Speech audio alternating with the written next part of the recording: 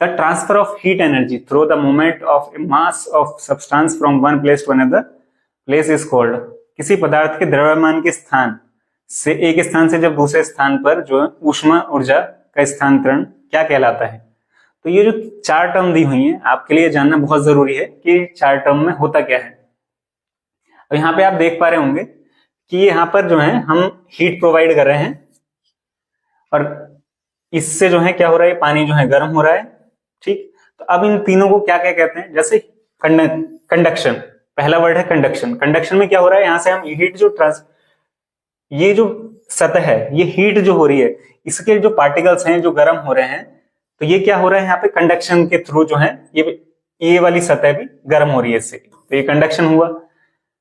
Radiation जो radiate जो energy radiate हो रही है यहां से, वो रेडिएशन हुआ। और कन्वेक्शन के अंदर क्या हो रहा है, ये जो पानी की जो बूंद है, जो लिक्विड है, कन्वेक्शन में क्या होता है, जो लिक्विड यहाँ पे हम देखें तो कन्वेक्शन में क्या हो रहा है, the transfer of heat through fluid.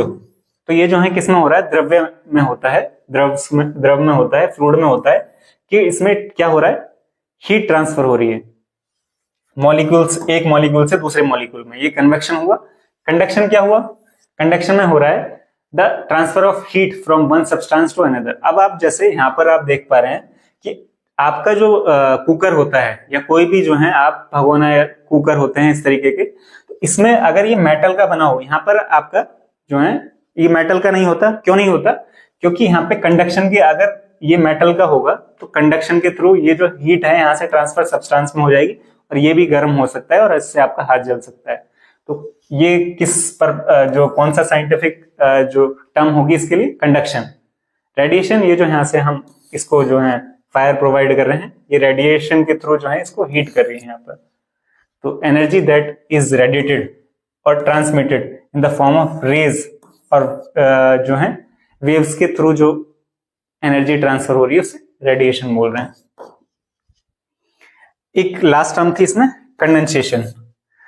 अब जो बारिश होती है आपकी, उसमें पानी है, यहाँ पर सरफेस वाटर है, ये वेपोरेट होता है। एवेपोरेशन के बाद जो है आपके बादल फॉर्म हुए, क्लाउड्स फॉर्म हुए, और क्लाउड्स फॉर्म होने के बाद जो है ये जो क्लाउड्स हैं ये ठंडे होने के बाद जो है वापस से बूंद जो आपकी बारिश के रूप में नीचे जमीन पर आ जाते हैं। यही कंडेंसेशन प्रोसेस है कि जो गैस से लिक्विड में चेंज होना।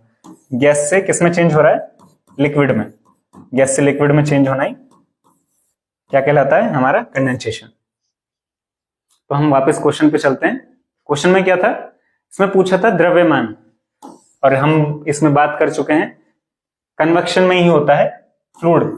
ट्रांसफर ऑफ हीट जो है फ्लूइड में जो ट्रांसफर होती है हीट, वो कौन सा जो प्रोसेस कहलाता है, कन्वेक्शन। तो यहाँ पर कन्वेक्शन यानी ऑप्शन बी हमारा करेक्ट हो जाता है। तो अभी हमने ये चारों टर्म जानी,